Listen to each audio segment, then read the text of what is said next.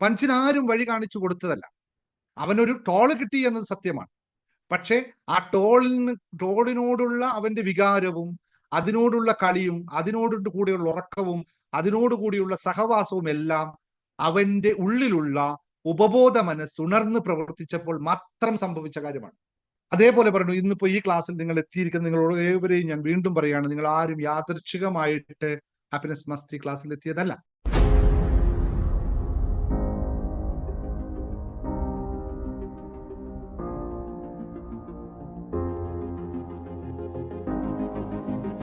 എല്ലാവർക്കും നമസ്കാരം. ശുഭാപ്തി വിശ്വാസത്തോടും ശുഭചിന്തകളോടും കൂടിയുള്ള ഒരു നല്ലൊരു ദിവസം നിങ്ങൾക്ക് എല്ലാവർക്കും ആശംസിച്ചുകൊണ്ട് ഇന്നത്തെ സെഷൻ നമുക്ക് തുടങ്ങാം. ഇന്ന് ഒരു പ്രത്യേക കാര്യം, നിങ്ങളെല്ലാവരും നമ്മുടെ പോസ്റ്റിന്റെ ചിത്രം കണ്ടിട്ടുണ്ടാവും അല്ലെ?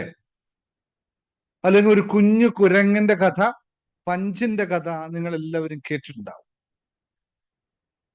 ഒന്ന് അവന്റെ ചിത്രങ്ങൾ നിങ്ങൾ കാണുമ്പോൾ, അവന്റെ വീഡിയോസ് നിങ്ങൾ കാണുമ്പോൾ അവന്റെ കണ്ണുകളിൽ ആ തിളക്കം ഒന്ന് ശ്രദ്ധിക്കണം.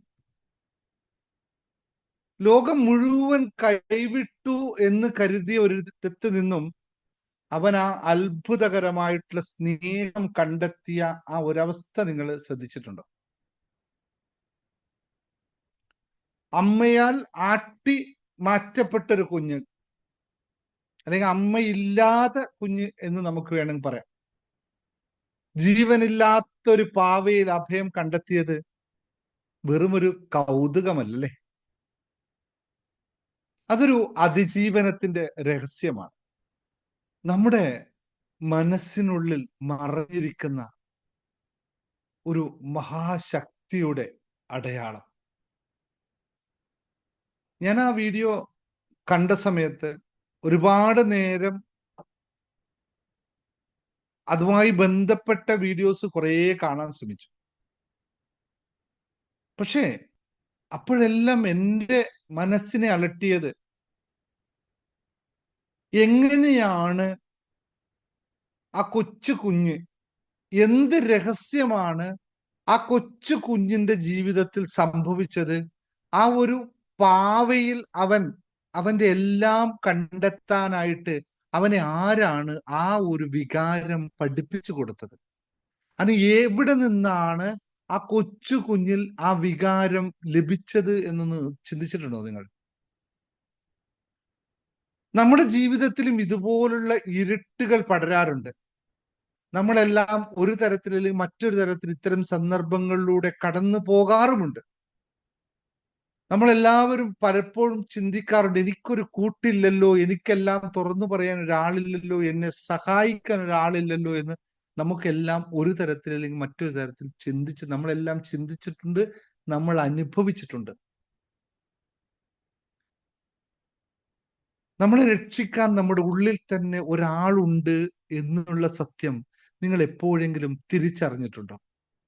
ഉണ്ടെങ്കിൽ ഒന്ന് എസ് ഒന്ന് ടൈപ്പ് ചെയ്ത്, ഇല്ലാത്തവർ എസ്, മനസ്സിലാക്കിയവർ എസ് എന്ന് ടൈപ്പ് ചെയ്യുക, ഇല്ലാത്തവർ നോ എന്ന് തിരിച്ചറിയുക. ഇങ്ങനെ ഒരു സത്യം നിങ്ങൾ മനസ്സിലാക്കിയിട്ടുണ്ടോ ഇല്ലെന്നാണ് ഒന്നാമത്തെ ചോദ്യം. യെസ് ഓർ നോ ഒന്ന് ടൈപ്പ് ചെയ്ത് നോക്കുക. യെസ്, എല്ലാവരും പറയുന്ന ഉത്തരം. കാരണം നിങ്ങൾ എങ്കിൽ മാത്രമാണ്, ഇത് തിരിച്ചറിഞ്ഞ നിങ്ങൾക്ക് മാത്രമേ ഇവിടെ ഈ ക്ലാസ്സിൽ വന്നിരിക്കാൻ സാധിക്കുള്ളൂ എന്നുള്ള സത്യം നിങ്ങൾ എപ്പോഴെങ്കിലും തിരിച്ചറിഞ്ഞിട്ടുണ്ട്? കാരണം ഹാപ്പിനെസ് മാസ്റ്ററിയിലെ ക്ലാസ്സുകളിൽ എല്ലാവർക്കും പങ്കെടുക്കാനൊന്നും സാധിക്കില്ല. ഇതിനെ ഞങ്ങൾ എപ്പോഴും പറയാം, നമ്മൾ അനുഭവിച്ച ഒരു കാര്യമുണ്ട്, പ്രപഞ്ചത്തിന്റെ അല്ലെങ്കിൽ ദൈവത്തിന്റെ വരം ലഭിച്ചവർക്ക് മാത്രമേ സാധിക്കുള്ളൂ. ഇതുപോലെ വരാനായിട്ട് ശ്രമിക്കുന്ന എത്ര പേര് പുറത്തിരിപ്പുണ്ടെന്ന് അറിയാമോ? എന്നിട്ട് നിങ്ങൾക്കത് ലഭിക്കുന്നത് ഞാൻ എന്തോ ആയതുകൊണ്ടല്ല, ഈ കാര്യങ്ങൾ കേൾക്കാനും ഇത് ഉൾക്കൊള്ളാനും സമയമായി എന്ന് പ്രകൃതി തീരുമാനിച്ചപ്പോൾ മാത്രമാണ്. ഇവിടെയാണ് നിങ്ങൾ എല്ലാവരും മനസ്സിലാക്കേണ്ടത്, പ്രകൃതിക്കൊരു നിശ്ചയമുണ്ട്. നമ്മൾ അത് എങ്ങനെയായാലും അത് നിന്നു കൊടുത്താൽ മാത്രം മതി. പ്രകൃതി അതിൻ്റെതായ രീതിയിൽ അതിനെ ചേർത്ത് വെക്കുക തന്നെ ചെയ്യുമെന്ന സത്യം. ഇവിടെ നിഷ്കളങ്കമായ ആ കൊച്ചിന്റെ ഒന്നുമില്ലാത്തൊരവസ്ഥ, ആ കൊച്ചിന്റെ നിഷ്കളങ്കമായിട്ടുള്ളൊരു അവസ്ഥയ്ക്ക് പ്രകൃതി നൽകിയ ഒരു സമ്മാനം. ഈ ലോകം മുഴുവൻ അവനിപ്പോ കൂട്ടായുണ്ട്, അവനെ ചേർത്ത് വെക്കാനുണ്ട്, അവനെ താലോലിക്കാനുണ്ട്, അവനെ ആരാധിക്കാനുണ്ട്, അവന് വേണ്ടി പ്രാർത്ഥിക്കാനുണ്ട്, അവന് വേണ്ടി എന്തും ചെയ്യാൻ ഒരു ഈ ലോകം മുഴുവൻ ഇരിപ്പുള്ളത് അവന്റെ ആ വേദന, അവൻ അന്ന് അപ്പോൾ അനുഭവിച്ച ആ വേദനയുടെ പരിണിത ഫലമല്ലേ. ഇതൊന്ന് നമ്മുടെ ജീവിതവുമായി ഒന്ന് ചേർത്ത് വെച്ച് നോക്കി. ഇങ്ങനെ ചെറിയ വേദനകൾ വിങ്ങിപ്പൊട്ടി പോകുമ്പോൾ നമ്മളൊക്കെ എന്തായിരുന്നു ചെയ്യുന്നത്? നിലവിളിച്ചോടിപ്പോകും, അവരുടെ കാല് പിടിക്കാൻ പോകും, അവരോട് ബെഗ് ചെയ്യാൻ പോകും, അവരോട് യാചിക്കാൻ പോകും. അവനോ, അവൻ എന്താ ചെയ്തത്? കിട്ടിയ ഒരു സാധനത്തിൽ അവൻ എല്ലാം കണ്ടെത്തി, അവന്റെ പ്രപഞ്ചം തന്നെ അതിൽ കണ്ടെത്തിയവൻ. അപ്പോൾ ലോകം ഇതാണ് നമ്മൾ പറയാ, ലോകമെല്ലാം ഒന്നാണ് എന്ന് പറയാറുണ്ട്. ഈ പ്രപഞ്ചം മുഴുവൻ ഒന്നാണെന്ന് പറയുമ്പോൾ ആരും അംഗീകരിക്കാറില്ല. അവന്റെ ഒരു വേദന ഒരാൾ വഴി ക്യാമറ ലോകത്തേക്ക് വന്നപ്പോ പ്രപഞ്ചം മുഴുവൻ, ഒരാളെങ്കിലും വ്യത്യസ്തമായ അഭിപ്രായം പറഞ്ഞിട്ടുണ്ടാവും അവന്റെ കാര്യത്തിൽ? എല്ലാ മനുഷ്യരും എല്ലാ ജീവജാലങ്ങളും അവനോട് ചേർന്ന് നിന്നു. ഇതാണ് യഥാർത്ഥ പ്രകൃതി സത്യം എന്ന് പറയുന്നത്. ഈ പ്രകൃതി സത്യത്തെ അറിയാത്തതാണ് ഇവിടുത്തെ ഏറ്റവും വലിയ വിഷയം. ഇതൊന്ന് അറിഞ്ഞ് അതിനോടൊന്ന് ചേർന്ന് നിന്നാൽ മാത്രം മതി. ഇവിടെയാണ് നമ്മുടെ സംസ്കാരത്തിൽ, നമ്മുടെ ഭാരതീയ സംസ്കാരത്തിൽ പറഞ്ഞ പലപ്പോഴും നമ്മൾ വരുന്നതും ജനിക്കുന്നതും മരിക്കുന്നതും ഒക്കെ അതിനതിൻ്റെതായ നിയതികൾ ഉണ്ട് എന്നുള്ളത്. അല്ലെങ്കിൽ ഒന്ന് ആലോചിച്ച് നോക്കി, എങ്ങനെയായിരിക്കും നിങ്ങളിപ്പോ ഇത് തന്നെ ഒന്ന് ആലോചിച്ചു, എങ്ങനെയായിരിക്കും ആ കൊച്ചു കുരങ്ങിന് ഇങ്ങനെ ഒരു ഇത് ലഭിച്ചിട്ടുണ്ടാവുക? അതിലേക്ക് നമ്മൾ കൂടുതൽ കിടക്കാം. അപ്പൊ അതിനു മുമ്പ് ക്ലാസ്സിലേക്ക് കയറാൻ റെഡി ആയവരെല്ലാം ഒന്ന് ഹാപ്പി ആൻഡ് റെഡി ടൈപ്പ് ചെയ്തോളൂ. ഇത് കഴിഞ്ഞ് നമ്മൾ കഥ പറഞ്ഞു ഇനി പഞ്ചിൽ നിന്ന് മാറി സന്തോഷത്തോടു കൂടി ഇത് എന്താണ് സംഭവിച്ചതെന്ന് മനസ്സിലാക്കാൻ നമ്മൾ ശ്രമിക്കാം. അപ്പൊ റെഡി ആയിട്ട് ലളിതമായി നമുക്ക് ഈ കാര്യം ഒന്ന് മനസ്സിലാക്കാം. ഇത് എൻ്റെ ജീവിതവുമായിട്ട് എങ്ങനെ കണക്ട് ചെയ്യുന്നു, ഞാൻ ഇതിൽ നിന്ന് എന്താണ് പഠിക്കുന്നത് എന്നുള്ള പാഠം നിങ്ങൾ ഓരോരുത്തരും ചേർത്ത് വെച്ച് കഴിഞ്ഞാൽ നമുക്ക് ജീവിതത്തിൽ ഇത് വലിയൊരു ഗുണകരമായി മാറും എന്നുള്ളതാണ്. ഇത്തരം സന്ദർഭങ്ങളിലൂടെ കടന്നു പോകുമ്പോൾ നമ്മൾ എന്ത് ചെയ്യണം എന്നുകൂടി നമ്മൾ മനസ്സിലാക്കി കൊണ്ടുപോകണം.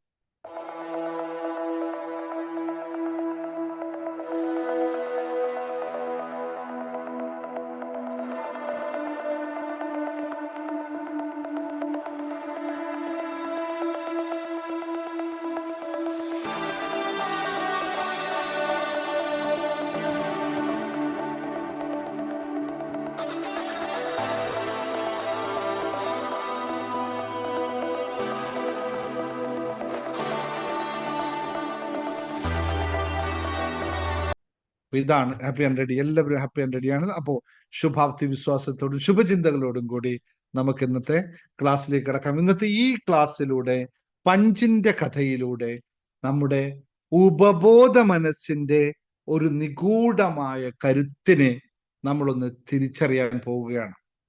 അവിടെയാണ് ഞാൻ പറഞ്ഞ കാര്യം, നിങ്ങൾ ആരും ഒറ്റക്കല്ല. കാരണം ഈ പ്രപഞ്ചം മുഴുവൻ നിങ്ങളിൽ ഉണ്ട്, നിങ്ങളുടെ കൂടെ ഉണ്ട് എന്നുള്ളതിന്റെ പ്രത്യക്ഷ ഉദാഹരണമാണ് പഞ്ച് നമുക്ക് കാണിച്ചു തന്നത്.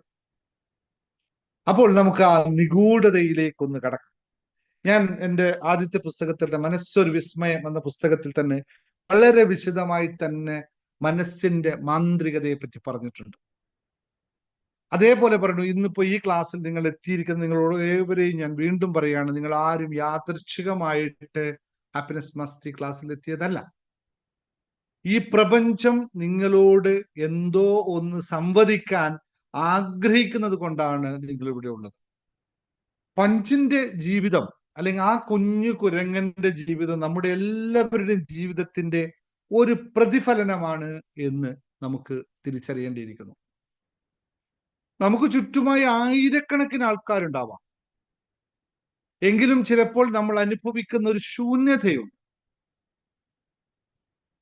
ആ ശൂന്യതയിൽ നമ്മൾ പലപ്പോഴും തകർന്നിട്ട് പോയിട്ടുമുണ്ട്. ഇവിടെയാണ് പഞ്ച് അതിനെ മറികടക്കുന്നത്. എങ്ങനെ മറികടന്നു എന്നൊന്ന് നമുക്ക് പരിശോധിക്കേണ്ടിയിരിക്കുന്നു. ഞാൻ മനസ്സൊരു വിസ്മയത്തിൽ 3 അധ്യായങ്ങളിലായിട്ട് പറഞ്ഞ കാര്യങ്ങൾ, അല്ലെങ്കിൽ നമ്മൾ tune your mind set, master your mind set, അതുപോലെ തന്നെ കീ ടു ഹാപ്പിനെസ്, അത് കഴിഞ്ഞ് നമ്മുടെ ജേർണി ടു ഹാപ്പിനെസ് വരെയുള്ള കോഴ്സുകൾ മുഴുവനായിട്ടും, അല്ലെങ്കിൽ നമ്മുടെ എല്ലാ കോഴ്സിലും മുഴുവനായിട്ടും നമ്മൾ പറഞ്ഞുകൊണ്ടിരിക്കുന്നത് മനസ്സിന്റെ മാന്ത്രികതയെ പറ്റിയിട്ടാണ്, അല്ലെങ്കിൽ ബോധ ഉപബോധ മനസ്സുകൊണ്ടുണ്ടാവുന്ന വ്യത്യാസത്തെ പറ്റിയിട്ടാണ്. നിങ്ങൾ പഞ്ചിനെ കഥകൾ കണ്ടതെല്ലാം ബോധ മനസ്സുകൊണ്ടാണ്.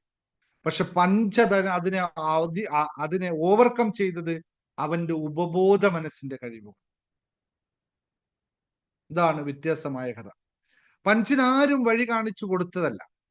അവനൊരു ടോള് കിട്ടി എന്നത് സത്യമാണ്. പക്ഷെ ആ ടോളിനോടുള്ള അവന്റെ വികാരവും, അതിനോടുള്ള കളിയും, അതിനോട് കൂടിയുള്ള ഉറക്കവും, അതിനോടുകൂടിയുള്ള സഹവാസവും എല്ലാം അവന്റെ ഉള്ളിലുള്ള ഉപബോധ മനസ്സ് ഉണർന്ന് പ്രവർത്തിച്ചപ്പോൾ മാത്രം സംഭവിച്ച കാര്യമാണ്. അതായത് ഉപബോധ മനസ്സിൽ ഒരു ജീവി എങ്ങനെ ജീവിക്കണമെന്നത് ഓൾറെഡി അന്തർലീനമായിട്ടുണ്ടാവും. അവന്റെ സബ് കോൺഷ്യസ് മൈൻഡ് അതിജീവിക്കണം എന്ന ആന്തരികമായ ഉൾപ്രേരണ ആണ് അവനെ ആ പാവയിലേക്ക് എത്തിച്ചത്. അപ്പോൾ ഓരോ ഉപബോധ മനസ്സിലും പതിഞ്ഞിരിക്കുന്ന ഒരു സത്യമുണ്ട്. ആ സത്യം മറ്റൊന്നുമല്ല, അതിജീവിക്കണം എന്നുള്ളതാണ്. നമ്മുടെയൊക്കെ ജീവിതത്തിൽ ഇത്തരം പ്രതിസന്ധികൾ ഉണ്ടാകുമ്പോഴെല്ലാം ഉപബോധ മനസ്സ് പരാജയപ്പെട്ടു പോകാറുണ്ട്. കാരണം ബോധ മനസ്സിൽ ഇതൊന്നും നിറച്ചു വെച്ചിട്ടില്ല. പക്ഷെ ഉപബോധ മനസ്സിൽ വെട്ടിത്തെളിക്കും എന്നുള്ളതാണ് ഇതിൽ നിന്ന് മനസ്സിലാക്കേണ്ടത്. ആ ശക്തിയെ തിരിച്ചറിയുന്നതാണ് യഥാർത്ഥ സത്യം. നമ്മൾ എപ്പോഴും തുടങ്ങുമ്പോൾ തന്നെ ചോദിക്കുന്ന ചോദ്യമാണ്, ആരെയാണ് ഏറെ ഇഷ്ടം? അപ്പോൾ നമ്മൾ എല്ലാവരും ആദ്യമൊക്കെ എല്ലാവരും പറഞ്ഞിരുന്നു അവരെയാണ്, ഇവരെയാണ്, മകനെയാണ്, അച്ഛനെയാണ്, ജ്യേഷ്ഠനെയാണ്, ഭർത്താവിനെയാണ്, blah blah blah blah blah blah blah blah പറഞ്ഞുകൊണ്ടിരുന്നു. കുറച്ചു കഴിഞ്ഞ് ക്ലാസ് മുന്നോട്ട് പോയപ്പോൾ എല്ലാവരും പറയാൻ തുടങ്ങി, ആരെയാണ് ഏറെ ഇഷ്ടം? ഒന്ന് ടൈപ്പ് ചെയ്തേ, എല്ലാവരും ടൈപ്പ് ചെയ്തേ, ആരെയാണ് ഏറെ ഇഷ്ടം? ടൈപ്പ് ചെയ്തേ, പെട്ടെന്ന് ടൈപ്പ് ചെയ്തേ, ആരെയാണ് ഏറെ ഇഷ്ടം? യെസ്, അവിടെയാണ് നിങ്ങളുടെ ഉപബോധ മനസ്സിലേക്ക് പോകുന്നത്. ആരെയാണ് ഏറെ ഇഷ്ടം എന്ന ചോദ്യം നിങ്ങൾക്ക് ലഭിച്ചത് ബോധ മനസ്സിലേക്കാണ്. അപ്പോൾ എന്നെ തന്നെ എന്ന് ഞാൻ പറയുമ്പോൾ ആരാണ് ഞാൻ? ബോധ മനസ്സാണോ ഞാൻ? ഉപബോധ മനസ്സാണോ? എന്നെ മുഴുവൻ ചലിപ്പിക്കുന്നത് എൻ്റെ ഉപബോധ മനസ്സാണ്, അല്ലെ? അപ്പോൾ ഞാൻ എന്നെ ഇഷ്ടപ്പെടുന്നു എന്ന് പറഞ്ഞാൽ യഥാർത്ഥത്തിൽ ഞാൻ ആരെയാണ് ഇഷ്ടപ്പെടുന്നത്? ഞാനാകുന്ന എൻ്റെ ഉപബോധ മനസ്സ് എന്നെ ഇഷ്ടപ്പെടുന്നു. ഇതാണ് അതിൻ്റെ തത്വം. അപ്പോൾ ഈ ഉപബോധ മനസ്സിനെ നമ്മൾ ചേർത്ത് നിർത്തി കഴിഞ്ഞാൽ, ഉപബോധ മനസ്സിലേക്ക് നമ്മൾ ചേർന്ന് നിന്ന് കഴിഞ്ഞാൽ, നിങ്ങളെ സ്നേഹിച്ചു തുടങ്ങുമ്പോൾ നിങ്ങളുടെ മനസ്സും നിങ്ങൾക്ക് വേണ്ടി കാവലാകും എന്നുള്ളത് അവിവാക്യം. അപ്പോൾ ഓരോരുത്തരും അവനവനെ സ്നേഹിക്കാൻ തുടങ്ങുമ്പോൾ ചുറ്റുപാടുകൾ മുഴുവനായിട്ടും അവനെ സ്നേഹിക്കാൻ തുടങ്ങും. ഇവിടെയാണ് നമ്മൾ വിശ്വാസത്തിന്റെ മാന്ത്രികതയെ പറ്റി മനസ്സിലാക്കേണ്ടത്. ഒരു പാവയെ അമ്മയായി കാണാൻ പഞ്ചിന് എങ്ങനെ കഴിഞ്ഞു? അല്ലെങ്കിൽ ഒരു പാവയെ ഒരു കൂട്ടുകാരനായി കാണാൻ എങ്ങനെ പഞ്ചിന് കഴിഞ്ഞു? അല്ലെങ്കിൽ ഒരു പാവയെ അവന്റെ ജ്യേഷ്ഠ സഹോദരനോ സഹോദരിയോ അല്ലെങ്കിൽ മറ്റൊരു അച്ഛനായോ ഒക്കെ കാണാൻ എങ്ങനെ പഞ്ചിന് കഴിഞ്ഞു? അവിടെയാണ് നമ്മൾ പഠിക്കുന്ന ജേർണി ടു ഹാപ്പിനെസ്സിൽ പഠിച്ചുകൊണ്ടിരിക്കുന്ന ഓട്ടോ സജഷൻ എന്ന വിദ്യ പ്രവർത്തിക്കുന്നത്. ആ പാവ സുരക്ഷിതത്വം നൽകുന്നു എന്ന് അവന്റെ മനസ്സിനെ വിശ്വസിപ്പിച്ചു. അവന്റെ മനസ്സിന് അതിന് വിശ്വാസം ലഭിച്ചു. കാരണം പാവ ഒന്നും ചെയ്യില്ല, അതിനെ പൂർണ്ണമായി വിശ്വസിക്കാം എന്ന് അവൻ തിരിച്ചറിഞ്ഞപ്പോൾ അത് ഓട്ടോ സജഷനായി മാറുകയും അവൻ എല്ലാ കാര്യങ്ങളും പൂർണ്ണമായിട്ടും അതിനെ വിശ്വസിക്കുകയും ചെയ്തു എന്നുള്ളതാണ്.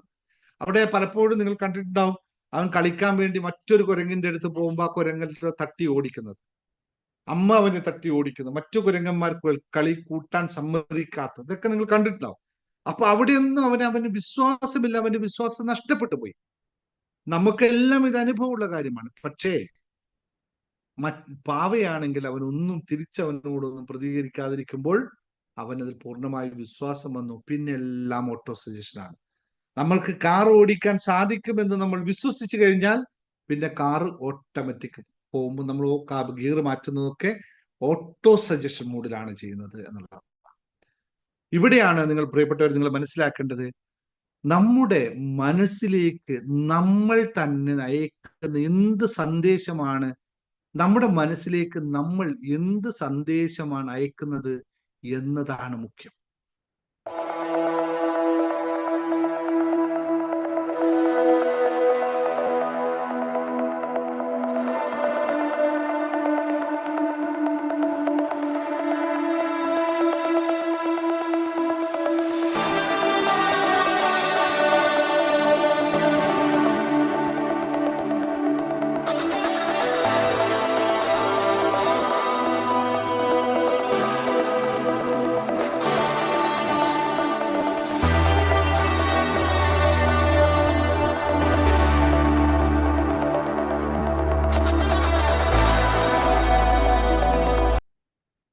നമ്മൾ സ്ഥിരം പറഞ്ഞു പോകുന്നു, ഞാൻ തോറ്റുപോയി, എന്നെ കൊണ്ടാവില്ല, എന്നെ ആരും സ്നേഹിക്കുന്നില്ല, എന്നെ ആരും മനസ്സിലാക്കുന്നില്ല എന്ന് പറഞ്ഞു കഴിഞ്ഞാൽ അവിടെ എന്ത് സംഭവിക്കും? സ്വാഭാവികമാണ് അല്ലെ? ഞാൻ ഇതിനെയൊക്കെ മറികടക്കും, എനിക്ക് തന്നെ ഇതിനെയൊക്കെ അതിജീവിക്കും എന്ന് പറഞ്ഞാൽ, ഞാൻ എൻ്റെ കഥയിൽ തന്നെ നിങ്ങൾ ചേർത്ത് പറഞ്ഞിട്ടുണ്ട്, ഞാൻ എൻ്റെ ജീവിതത്തിൽ ഉണ്ടാക്കിയെടുത്ത്, എൻ്റെ ജീവിതം നിങ്ങളുടെ മുമ്പിൽ ഇരിക്കുമ്പോൾ ഇന്ന് 3 ക്ലാസ്സാണ് ഇതേ സമയത്ത് കണ്ടിന്യൂസ് അരമണിക്കൂർ ഞാൻ വെച്ചതാ. I won't break my path, എനിക്ക് ചെയ്യണം. നിങ്ങൾ എത്ര പേര് ഒരാൾ വ്യത്യസ്തമായി ഇരിക്കുന്നുണ്ട് 3 ക്ലാസ് കണ്ടിന്യൂസ് വെച്ചിരിക്കുന്നതുകൊണ്ട്.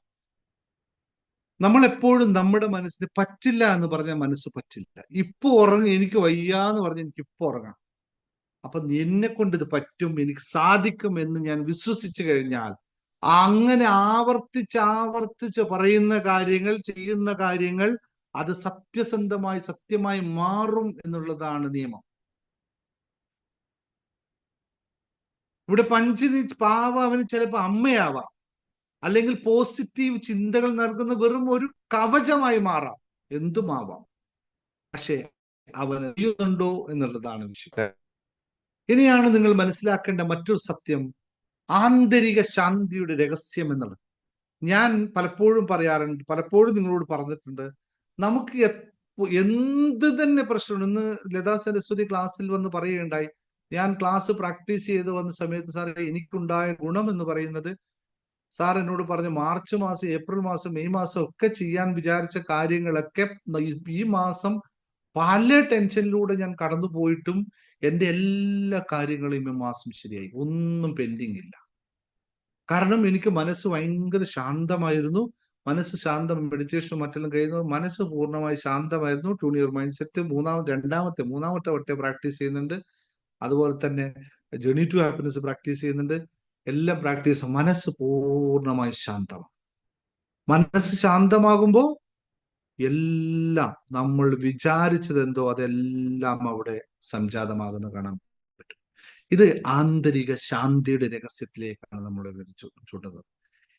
നമ്മൾ എന്തിനാണ് പുറത്ത് സമാധാനം തേടി നടക്കുന്നത് എന്നുള്ളതാണ് നമ്മൾ മനസ്സിൽ ചിന്തിക്കേണ്ടത്.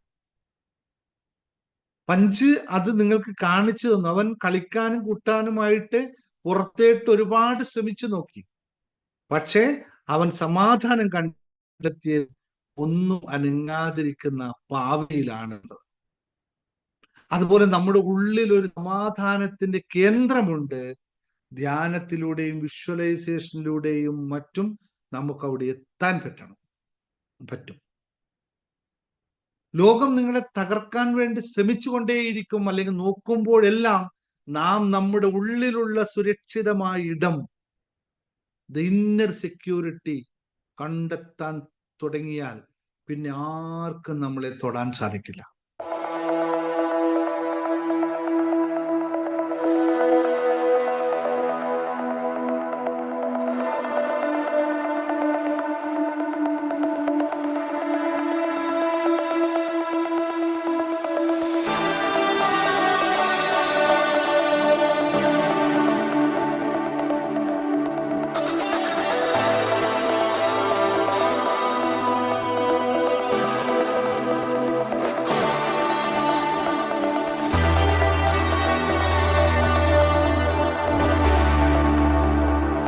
ഒരു ശക്തിക്കും നമ്മളെ ഉപദ്രവിക്കാൻ സാധിക്കില്ല. ഒരു ഒരു അസൂയാലുക്കളായ ഒരു മനുഷ്യനെയും നമുക്ക് കാണാൻ സാധിക്കില്ല. കാരണം നമുക്ക് നമ്മളുടെ നിറവിൽ ഇങ്ങനെ എറിഞ്ഞു നിൽക്കുകയാണ്. അത് നമ്മുടെ മെഡിറ്റേഷനൊക്കെ കടന്നു പോകുമ്പോൾ ഈ അവസ്ഥ നിങ്ങൾക്ക് ഓട്ടോമാറ്റിക്കായി സംജാതമാകുന്ന അവസ്ഥയാണ്. നമ്മൾ രാവിലെ ഹാപ്പിനെസ് യോഗയും മെഡിറ്റേഷനും ഒക്കെ ചെയ്തു വരുമ്പോൾ ഇപ്പൊ എന്റെ മുമ്പിലിരിക്കുന്ന നിങ്ങൾ എല്ലാവരും ഇത് അനുഭവിക്കുന്നവരാണ്. സുരക്ഷിതത്വം, ഒരു ടെൻഷനുമില്ല, എല്ലാ കാര്യങ്ങൾക്കും ഒരു സുരക്ഷിതം. ഇതാണ് നമ്മുടെ ഏറ്റവും പ്രധാനപ്പെട്ട കാര്യം. ഇവിടെയാണ് നമ്മൾ ഏറ്റവും പ്രധാനമായി മനസ്സിലാക്കേണ്ടത് തത്വം. അപ്പോ പ്രിയപ്പെട്ട സുഹൃത്തുക്കളെ, ഞാൻ പറഞ്ഞു വന്ന ഇത്രയേ ഉള്ളൂ. നമ്മുടെ ലോകം ആര് തകർക്കാൻ വിചാരിച്ചാലും സാധിക്കില്ല എന്നും, നമ്മൾ നമ്മുടെ ഉള്ളിലുള്ള സുരക്ഷിതമായ ഇടം കണ്ടെത്തി കഴിഞ്ഞാൽ അവിടെ നമ്മൾ എല്ലാം നിറഞ്ഞവരായി മാറുമെന്നതാണ്. വീണ്ടും നിങ്ങളോട് ഞാൻ ഓർമ്മിപ്പിക്കുന്നു, നിങ്ങൾ ആരും ഒറ്റയ്ക്കല്ല. കാരണം നിങ്ങൾ തന്നെ നിങ്ങളുടെ സുരക്ഷിതമായ താവളം കണ്ടെത്താത്തിടത്തോളം കാലം നിങ്ങൾ ഒറ്റയ്ക്കാകും. കണ്ടെത്തിയാൽ നിങ്ങൾ ഒറ്റയ്ക്കല്ല. അപ്പോൾ ഇവിടെ മനസ്സിലാക്കേണ്ടത്, നമ്മുടെ മനസ്സിനെ നിയന്ത്രിക്കുക, മനസ്സിനെ അറിയുക, മനസ്സിന്റെ മാസ്റ്ററായി മാറുക, മനസ്സിനെ നമുക്ക് നമ്മുടെ പണിക്കാരനാക്കി മാറ്റും.